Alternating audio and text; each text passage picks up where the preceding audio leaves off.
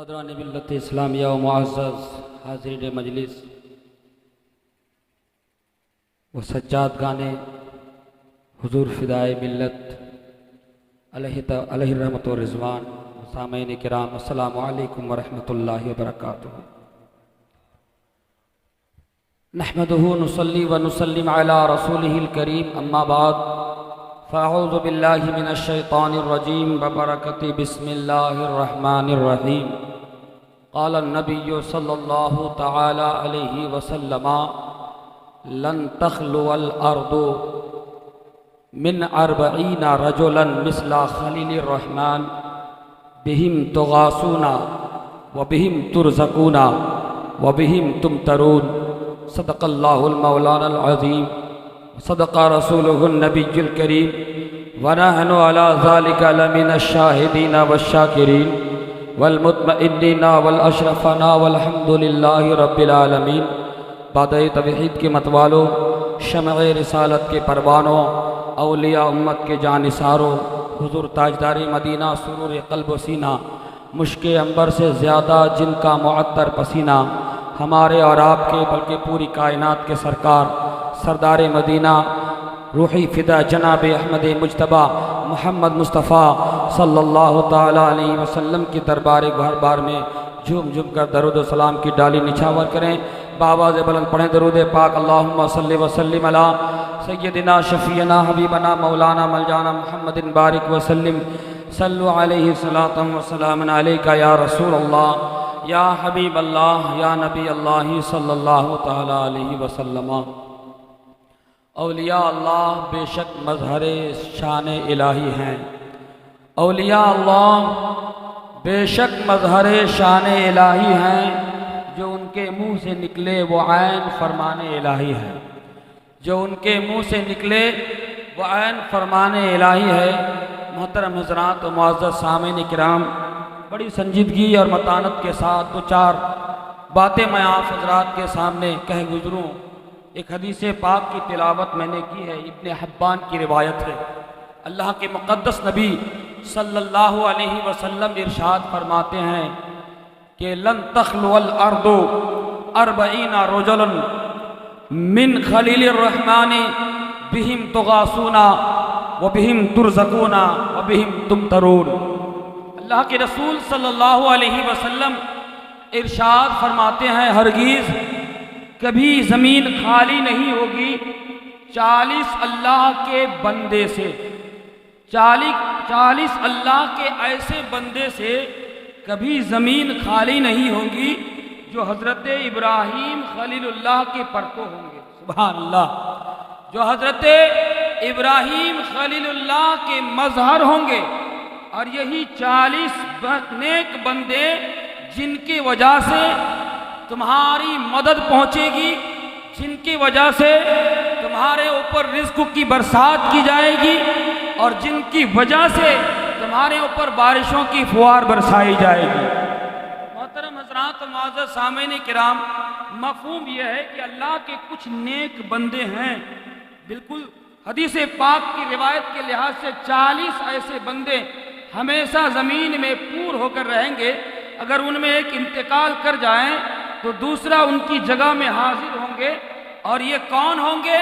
حضرت ابراہیم خلیل اللہ کے مظہر ہوں گے۔ ابراہیم خلیل اللہ کے مظہر ہوں گے۔ ابراہیم خلیل اللہ کون تھے؟ جن کے دل میں اللہ کی محبت ایسی رچ بس گئی تھی کہ ان کا نکالنا ناممکن نہیں بلکہ محال تھا۔ محال، جس طرح دودھ میں پانی ملانے کے بعد پانی کا نکالنا بڑا ناممکن ہوتا ہے، اسی طریقے سے حضرت ابراہیم خلیل اللہ کے دل میں جو محبت خدا کی رچ بس گئی تھی، اس محبت کو نکالنا ناممکن، اسی لیے ان کو خلیل کہا جاتا ہے۔ اور انہی کا مظہر بن کر کچھ اللہ کے ولی ہوں گے جو اللہ کے بڑے پیارے ہوں گے۔ ان کے دلوں سے نہ اللہ کی محبت نکالی جا سکتی ہے، کیونکہ یہ لوگ حضرت ابراہیم خلیل اللہ کے پرتو ہیں۔ محترم حضرات و معزز سامعین کرام، میں نے بڑی کٹھن حدیث پاک پڑھی ہے، لیکن میں آسان لب و لہجہ میں کچھ باتیں سمجھانے کی کوشش کر رہا ہوں۔ اللہ نے ان بندوں سے محبت کی اور ان بندوں نے اللہ سے محبت کی، اور اس کا رزلٹ یہ ہے کہ محبت ایسی مل گئی ان لوگوں کی، نہ خدا کی محبت ان لوگوں کے دلوں سے نکالی جا سکتی ہے، نہ خدا سے ان کی محبت چھینی جا سکتی ہے، بلکہ اللہ تبارک و تعالیٰ ان سے محبت فرماتا ہے اور یہ لوگ اللہ سے محبت فرماتے ہیں۔ اب آئیے قرآن کے روح میں قرآن کیا کہتا ہے؟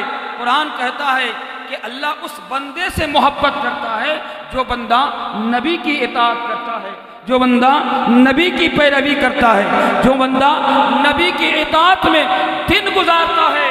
قرآن گویا ہے قل ان کنتم تحبون اللہ فاتبعونی یحببکم اللہ ویغفر لکم ذنوبکم واللہ غفور رحیم۔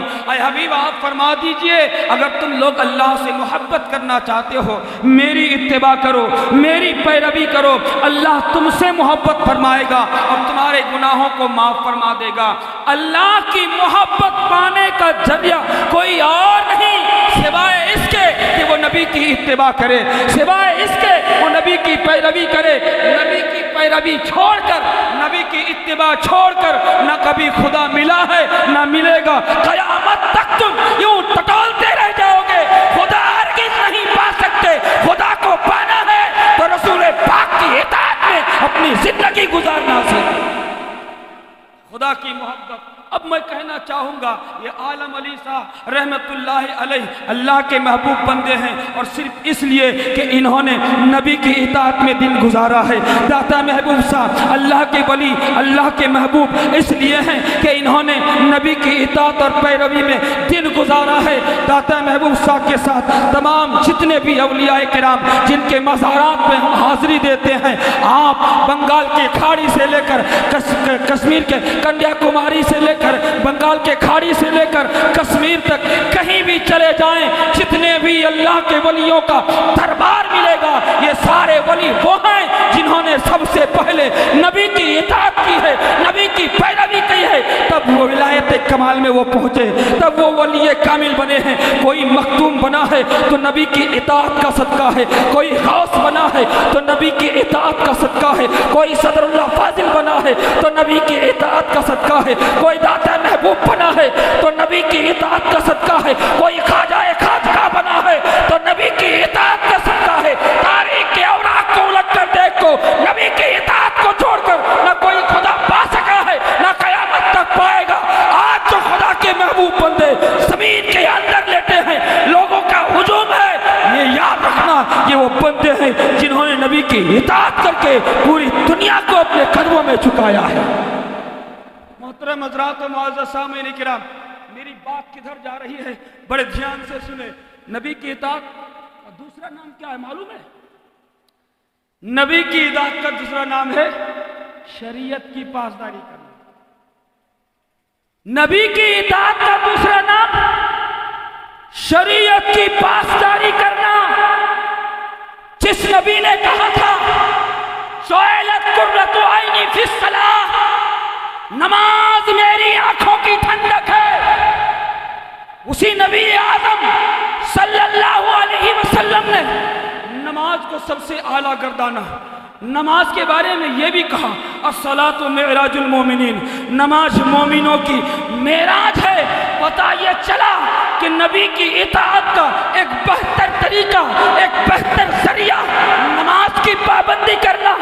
لیکن اگر کوئی مزاراتی اولیاء پر بیٹھ کر نماز کا انکار کرے وہ مسلمان نہیں، وہ کافر جلی ہوگا، کیونکہ اللہ کے رسول نے ارشاد فرمایا من ترک الصلاۃ متعمدا فقد کفر، جس نے جان بوجھ کر نماز چھوڑ دی اس نے تحقیق کے کفر کیا۔ اے مسلمانوں، آج کہتے ہیں نماز کے بغیر ہم جنتی بن جائیں گے، ہم معرفتی والے ہیں، ہم طریقت والے ہیں، ہم حقیقت والے ہیں۔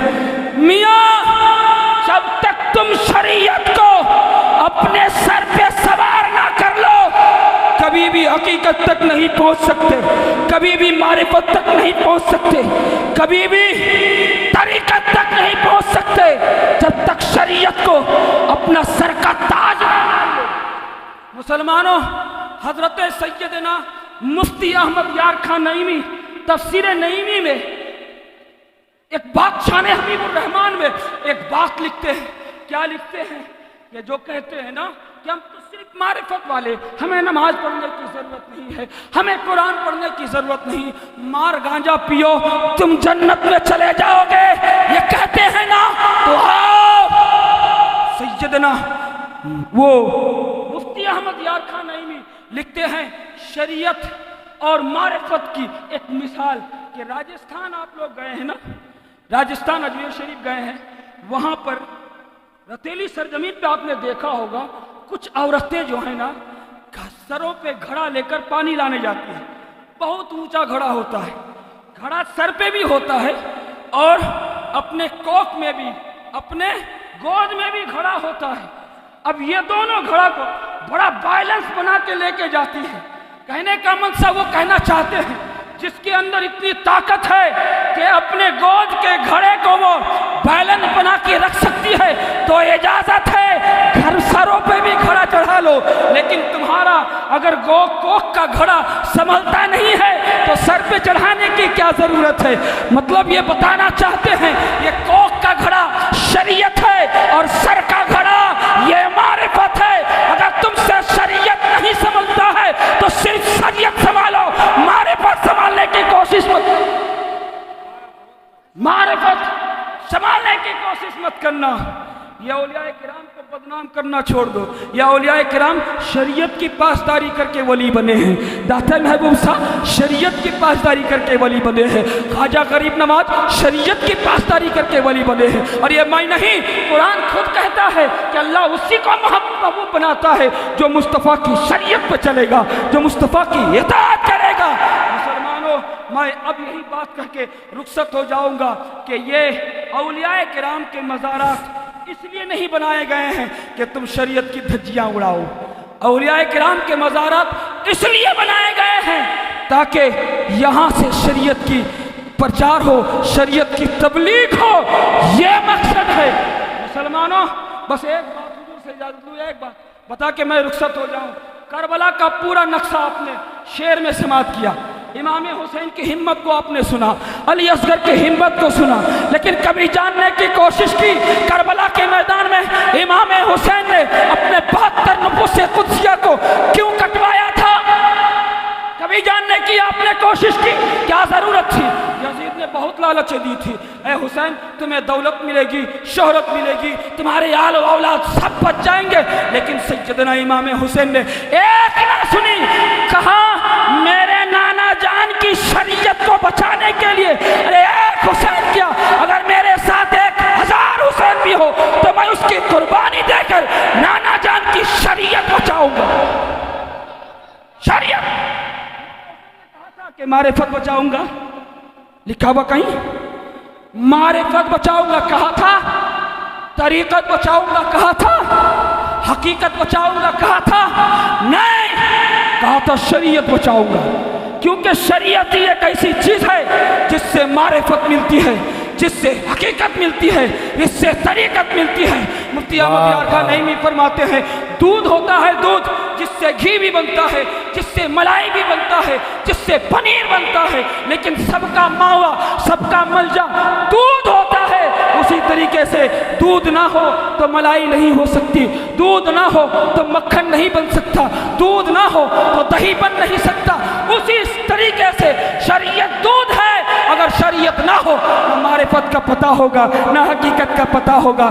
پیارے، معرفت کی سیڑھی بعد میں چڑھنا، پہلے اپنا آپ کو شریعت کا پابند اور ہوشیار بنا۔ اللہ تبارک و تعالی ہمیں توفیق دے ان اولیاء کرام کے مزارات پر بیٹھ کر زیارت کرے اور شریعت کی پاسداری کا پیغام عام کرے۔ اللہ ہمیں توفیق دے، آمین۔ واقعی اللہ علیہ السلام علیکم۔ حضرات آپ حضرات کے سامنے